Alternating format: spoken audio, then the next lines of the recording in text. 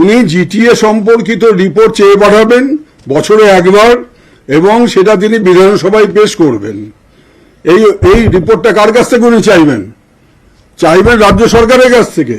এখানে hill অ্যাফেয়ার্সের ministry আছে, মাননীয় মুখ্যমন্ত্রী হিল অ্যাফেয়ার্সের দায়িত্বে রয়েছেন, পার্বত্য বিষয়ক মন্ত্রী হিসেবেও উনি দায়িত্বপ্রাপ্ত। অতএব তিনি এই রিপোর্টটা মুখ্যমন্ত্রীর কাছ থেকে নেবেন গোর্খাল্যান্ড টেরিটোরিয়াল অ্যাডমিনিস্ট্রেশন সম্পর্কে, এবং সেই রিপোর্টটা তিনি বছরে একবার চাইবেন, নেবেন, এবং বিধানসভায় উনি সেটা পেশ করবেন, যাতে মাননীয় বিধায়করা তারা সেটা নিয়ে আলোচনা করতে পারে বা দেখতে পারে।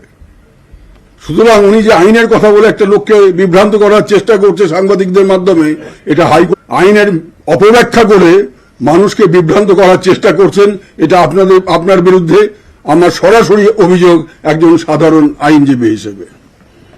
নেক্সট হচ্ছে, উনি বলেছেন যে আমি ঝুঁকবো না। আপনাকে ঝুঁকতে কে বলেছে? আপনি বিরাট বটবৃক্ষের মতো দাঁড়িয়ে আছেন, দাঁড়িয়ে থাকুন না, আপনাকে তো কেউ ঝুঁকতে বলেননি। তারপর বলছেন আমি ঝুঁকবো, সংবিধানের কাছে ঝুঁকবো। অবশ্যই আপনি সংবিধানের কাছে ঝুঁকবেন, আপনি সংবিধানের কাছে ঝুঁকতে বাধ্য, কিন্তু দয়া করে বিজেপি নেতাদের কাছে ঝুঁকবেন না। আপনি জেলায় যাচ্ছেন, বিজেপি নেতাদের সাংসদদের কাছে ঝুঁকে যাচ্ছেন, বিজেপি জেলা স্তরের নেতাদের কাছে ঝুঁকে যাচ্ছেন, দিল্লি গিয়ে এতটাই ঝুঁকে যাচ্ছেন যে আপনার শরীরে কোনো অসুবিধা না হয়ে যায়, খানিকটা অসুবিধা আছে বলে মনে হয়, সেটা আরো বেড়ে না যায়। তো এইভাবে ঝুঁকবেন না আপনি সংবিধান মেনে চলুন, মুখ্যমন্ত্রীকে সম্মান জানাবার চেষ্টা করুন, রাজ্য প্রশাসনের বিরুদ্ধে নিন্দা বাক্য উচ্চারণ করা বন্ধ করুন, বাংলার মানুষের বিরুদ্ধে চক্রান্ত করা বন্ধ করুন। আপনি দার্জিলিংয়ে গেছিলেন বিজেপির নির্দেশে, বাংলা ভাগ করার যারা বিচ্ছিন্নতাবাদী, সেই বিচ্ছিন্নতাবাদী নেতাদের সঙ্গে আপনি গোপন সলা পরামর্শ করেছেন, এবং আপনার ভিজিটের পর থেকে ওরা সুর চড়িয়ে বাংলা ভাগ করবার জন্য তারা রাস্তায় নেমে আন্দোলনে নেমেছে, তারা উত্তপ্ত করছে উত্তর বাংলার পরিবেশ। আপনি একজন চক্রান্তকারী, বাংলা ভাগ করার জন্য আপনি ষড়যন্ত্র করছেন আপনার আচরণের মধ্য দিয়ে, এবং আজকের প্রেস কনফারেন্সের মধ্য দিয়ে সেটা আবারও প্রমাণিত হলো। আপনি অন্ডাল এয়ারপোর্টের নাম এনেছেন, আপনি অনেক কিছু জানেন দেখছি। অন্ডাল এয়ারপোর্ট, আপনি মুম্বাই এয়ারপোর্ট জানেন না? মুম্বাই এয়ারপোর্ট কার হাতে গেছে, কিভাবে গেছে? তার সঙ্গে আরো 5খানা এয়ারপোর্ট একই লোকের কাছে, একই শিল্পপতি, এবং আপনার দিল্লির প্রভুদের অত্যন্ত ঘনিষ্ঠ বন্ধু তিনি। 6টা এয়ারপোর্ট একটা লোকের কাছে চলে গেল, কোন নিয়ম মেনে, কোন আইন হচ্ছে? আপনি তো খুব আইন টাইন দেখাচ্ছেন আজকে। এটা নিয়ে একটু আলোচনা করুন, আমরা অন্ডাল নিয়ে বলবো যা বলার যেখানে বলার। সুতরাং আপনি বিষয়গুলোকে ঘুরিয়ে দেওয়ার চেষ্টা করবেন না। বাংলা ভাগ করার চক্রান্ত থেকে নিজেকে আপনি প্রতিহত করুন, বিরত থাকুন, কারণ বাংলার মানুষ কোনোদিন আপনাকে ক্ষমা করবে না। কারণ একবার বাংলার মানুষ পার্টিশন মেনে নিতে বাধ্য হয়েছিল ঐতিহাসিক কারণে, উপায় ছিল না বলে। আবার যদি ষড়যন্ত্র করে বাংলা ভাঙার চেষ্টা আপনারা করেন, এর জন্য আপনাদেরকে চরম একটা বিপদের সম্মুখীন হতে হবে। এবার বলছেন পোস্টপোল ভায়োলেন্স, পোস্টপোল ভায়োলেন্স। আপনি বলার কে? আপনি বলার কে? পোস্টপোল ভায়োলেন্সের জন্য তো আপনিও দায়ী। কারণ যখন নির্বাচন হলো 8 দফাতে, নির্বাচন কমিশন যখন নির্বাচনের দিন ঘোষণা করলো 8 দফাতে, তখন সাংবাদিক বন্ধুরা জিজ্ঞেস করেছিলেন যে অন্যান্য রাজ্যে 1 দফায়, আসামে 2 দফায়, পশ্চিমবাংলায় 8 দফায় কেন? তখন নির্বাচন কমিশন সাফাই গিয়ে বলেছিল এখানে খুনোখুনি হয়, মারামারি হয়, এই জন্য আমাদেরকে 8 দফায় করতে হয়েছে, যাতে সমস্ত মানুষ নিশ্চিন্তে, নির্ভয়ে, নিরাপদে, অবাধে ভোট দিতে পারে। কনস্টিটিউশন বলছে there shall be election commission, এবং ইলেকশন কমিশন নির্বাচন করার জন্য যে প্রশাসনিক সাহায্য রাজ্যপালের কাছ থেকে চাইবেন, রাজ্যপাল সেই সাহায্য দিতে বাধ্য থাকবেন, বা রাজ্যপাল সেই সাহায্য দেবেন। রাজ্যপাল মানে থ্রু দ্য স্টেট অ্যাডমিনিস্ট্রেশন। সুতরাং একবার নির্বাচনের দিন ঘোষণা হয়ে যাওয়ার পরে রাজ্যপাল প্রশাসনিক অফিসারদেরকে উনি ঠিক করে দেন যে এরা যাবেন বা তারা যাবে, এটা রাজ্যপালের দায়িত্ব। Then governor will coordinate with the election commission.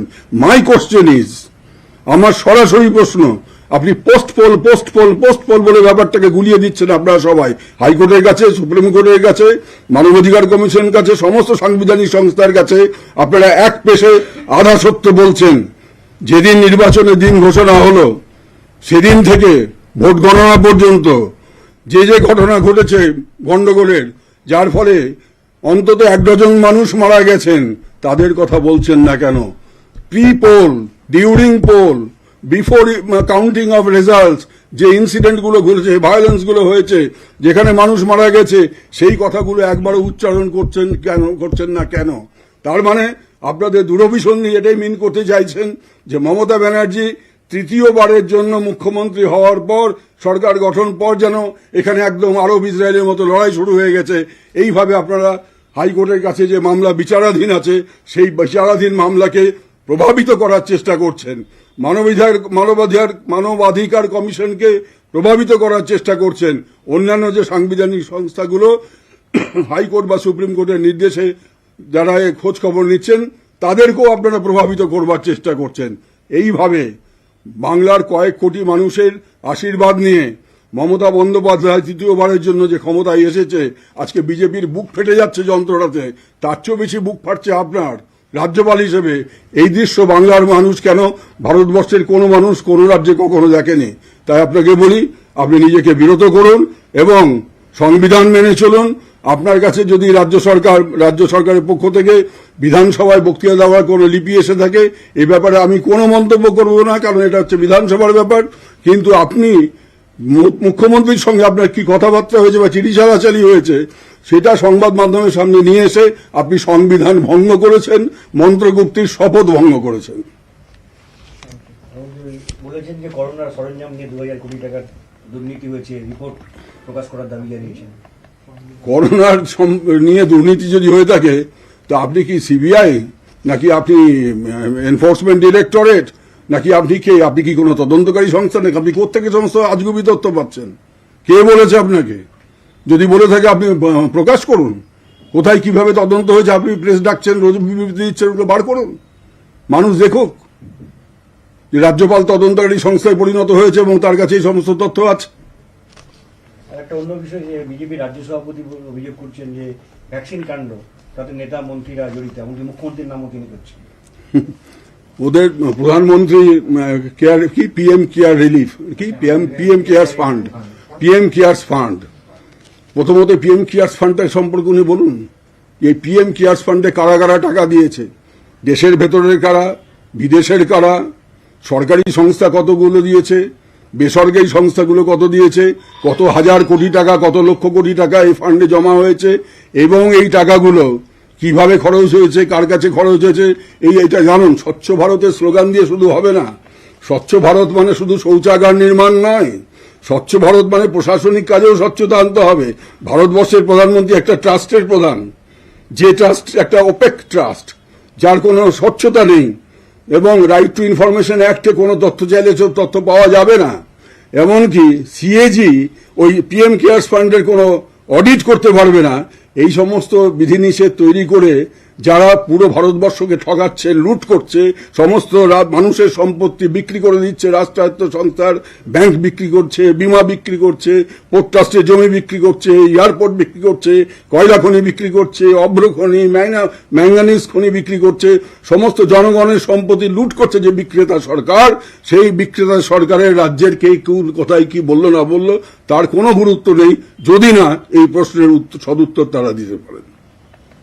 একটা লাস্ট প্রশ্ন, যে ওনাকে বলা হচ্ছে যে উনি বলছেন হাওলা কাণ্ডে ওনার নাম চার্জশিটে নেই, যখন ওনাকে জিজ্ঞেস করা হচ্ছে যে তাহলে আপনি আইনগত পদক্ষেপ নেবেন কিনা, মুখ্যমন্ত্রী বলছে ও আমার ছোট বোনের মতো, ভারতীয় সংস্কৃতিতে ছোট বোনের বিরুদ্ধে হ্যাঁ, ছোট বোন যদি এত বড় একটা ভয়ঙ্কর কথা বলে দিয়ে থাকেন, উনি ছোট বোনকে ক্ষমা করতে পারছেন কি করে?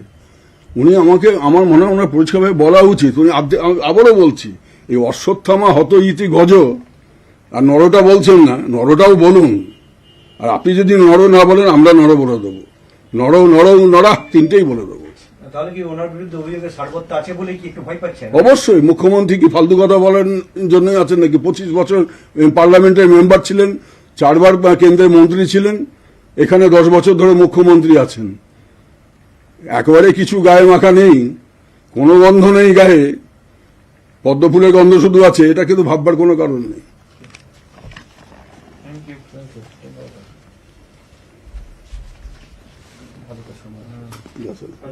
এটাকে তোমাদের ওটা দেখিয়ে দিই যেটা বললাম।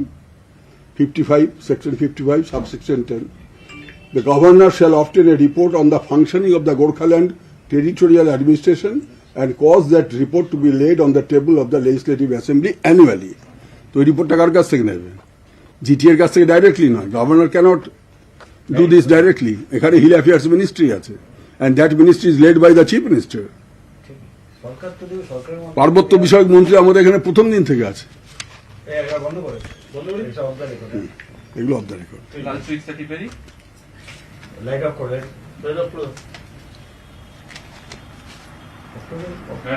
কথা বলতে হ্যাঁ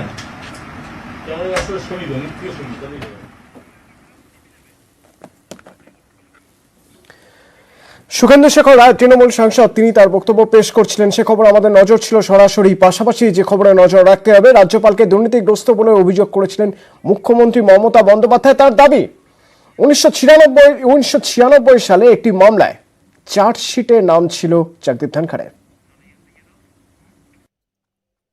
He is a corrupted man, I am sorry to say. All corruption oriented man. Why central government will allow a governor like this? Going case 96, চার্জশিটে নাম ছিল, উনি চার্জশিটেড হয়েছিলেন। কোর্টে গিয়ে ওরা কোর্ট থেকে ক্লিয়ার করে, ক্লিয়ার করবার পরে আবার রিট পিটিশন হয় এবং সেটা এখনো পর্যন্ত পড়ে আছে কোর্টে। রাজ্যপালের উত্তরবঙ্গ সফর নিয়েও প্রশ্ন তোলেন মুখ্যমন্ত্রী। উত্তরবঙ্গে বিচ্ছিন্নতাবাদীদের উস্কানি দিচ্ছেন রাজ্যপাল, অভিযোগ মমতা বন্দ্যোপাধ্যায়ের।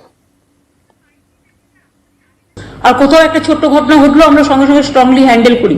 এরা পলিটিক্স করবার জন্য কখনো গভর্নর চলে যাচ্ছেন এর বাড়ি ওর বাড়ি, হিউম্যান রাইটস কে ডেকে নিয়ে এসে পাঠিয়ে দিচ্ছে, টোটাল সাজিয়ে নিয়ে যাওয়া হয়েছে বলে আমাদের কাছে খবর আছে। এই তো রাজ্যপাল দেখলেন তো ঘুরে এলো উত্তরবঙ্গ থেকে। আরো আজকে আবার নতুন টিম গেছে, উনি চলে আসার পর কাদের সাথে মিট করেছেন? বিজেপির এমপি, বিজেপির এমএলএ, বিজেপি ব্লক সভাপতি। কেন তিনি হঠাৎ করে উত্তরবঙ্গ সফরটা বেছে নিলেন? উত্তরবঙ্গকে ভিন্ন ভিন্ন ছিন্ন ছিন্ন করার খেলায় মত্ত হতে আমাকে কেউ কেউ বলেছে, তাদের বলা হয়েছে আন্দোলন গড়ে তোলো। এটা রাজ্যপালের কাজ নয়। আমি এরকম রাজ্যপাল আগে কখনো দেখিনি। তবে ওনাকে যাতে সরিয়ে নেওয়া হয় এর জন্য আমি 3টে চিঠি লিখেছি। এটা কেন্দ্রীয় সরকারের ভেবে দেখা উচিত। জিটিএ দুর্নীতির অভিযোগ পাহাড়বাসীর। হাজার হাজার কোটি টাকার জিটিএ দুর্নীতির অভিযোগ পেয়েছি দাবি করছেন রাজ্যপাল জগদীপ ধনখড়। एक चुनाव हुआ 2017 तक, 2017 के बाद कोई चुनाव नहीं। GTA was reduced to a government department और लोगों ने कहा it is den of corruption, den of inefficiency, den of nepotism. Audit क्यों नहीं हुआ? इनका कोई हिसाब क्यों नहीं मांगता? जो फंड होगा उसका ऑडिट होगा और ऑडिट सीएजी करेगा। जब ऐसी करप्शन की डेन को बस्ट करना है, बेनिफिशियरीज को एक्सपोज करना है, जनता के पैसे पर जिन्होंने गलत तरीके से डकैती डाली है, law must take its own course. There shall be audit by CAG, क्योंकि पश्चिम बंगाल की लेजिस्लेचर का यह मंतव्य है, एक्ट के अंदर यह प्रावधान किया हुआ है। দেবাঞ্জনের কসবার অফিসে তল্লাশি চালিয়েছে পুলিশ। প্রতিনিধি শঙ্কু আমাদের সঙ্গে এই মুহূর্তে রয়েছেন। শঙ্কু, কি জানা যাচ্ছে, কি কি পাওয়া গিয়েছে তল্লাশি চালিয়ে? দেখো, দেবাঞ্জনের যে অফিসের যে ঘরটি বন্ধ ছিল, যেটির আজকে অনুমতি পেয়েছে পুলিশ, সেই অনুমতি পাওয়ার পরে পুলিশ কিন্তু আজকে ওখানে যাবে। তবে যতটুকু আমরা জানতে পেরেছি কোন সূত্র মারফত, ওটি ছিল দেবাঞ্জনের মূলত ল্যাব। আর ওখানে সমস্ত কিছুর ফোর্জ নথির ডিজাইন হতো, আর সেই ডিজাইন করতো দেবাঞ্জনের একজন বিশ্বস্ত যিনি রয়েছিলেন পীযূষ কান্তি, তিনি ডিজাইন করতেন। এবং ওই ঘরটিতে ওই পীযূষ কান্তি ছাড়া আর কারোর ঢোকার কোনো অনুমতি ছিল না। যদিও দু একজন ঢুকেছেন, তাদের সূত্র ধরে যতটুকু জানা গেছে, সেখানে আইএনসি অর্থাৎ তথ্য সংস্কৃতি দপ্তরের আধিকারিকের প্যাড থেকে আরম্ভ করে বিভিন্ন ধরনের ফোর্জ নথিপত্র থেকে আরম্ভ করে সমস্ত কিছু ওখানে রয়েছে। ধন্যবাদ শঙ্কু। ভ্যাকসিন কাণ্ডে জের ভ্যাকসিন ক্যাম্প নিয়ে কড়া স্বাস্থ্য দপ্তর। বেসরকারি হাসপাতালগুলিকে আরো ক্যাম্প করার নির্দেশ, সরকারি হাসপাতালগুলিকে আরো ক্যাম্প করার নির্দেশ দেওয়া হচ্ছে এবং বেসরকারি হাসপাতালগুলিকেও ক্যাম্প করার নির্দেশ দেওয়া হচ্ছে। বেসরকারি হাসপাতাল জেলাগুলিতে টিকাকরণ ক্যাম্পের নির্দেশ দেওয়া হয়েছে। প্রতিনিধি অভিজিৎ রয়েছে আমাদের সঙ্গে এই মুহূর্তে। অভিজিৎ, একদমই অতনু কসবা কাণ্ডর পরে যথেষ্ট সতর্ক রাজ্য স্বাস্থ্য দপ্তর এবং আজকে বিশেষ বৈঠক অনুষ্ঠিত হয়। ভার্চুয়ালি এই বৈঠক হয় স্বাস্থ্য সচিব নারায়ণ স্বরূপ নিগম থেকে শুরু করে পর্যটন দপ্তরের সচিব নন্দিনী চক্রবর্তী, ক্ষুদ্র শিল্প দপ্তরের সচিব, তারা প্রত্যেকে উপস্থিত ছিলেন এবং রাজ্যের বিভিন্ন বণিক সভাগুলো, পর্যটন অ্যাসোসিয়েশন গুলোর সদস্যরা, বিভিন্ন হোটেল অ্যাসোসিয়েশনের সদস্যরা এবং হসপিটাল অ্যাসোসিয়েশনের সদস্যরা উপস্থিত ছিলেন। এবং সেখানে যেটা সিদ্ধান্ত হচ্ছে যে আগামীকাল থেকে যে বেসরকারি হাসপাতালগুলো যেগুলো বাইরে যারা ক্যাম্প করতে পারেন তারা ক্যাম্প করবেন, যেগুলো নির্দিষ্ট হয়ে আছে সেই ক্যাম্পগুলো হবে। তবে নতুন করে যদি কোনো ক্যাম্প করতে হয় তার জন্য বেশ কিছু বিধিনিষেধ জারি করা হয়েছে এবং পাশাপাশি বেসরকারি হাসপাতালগুলোকে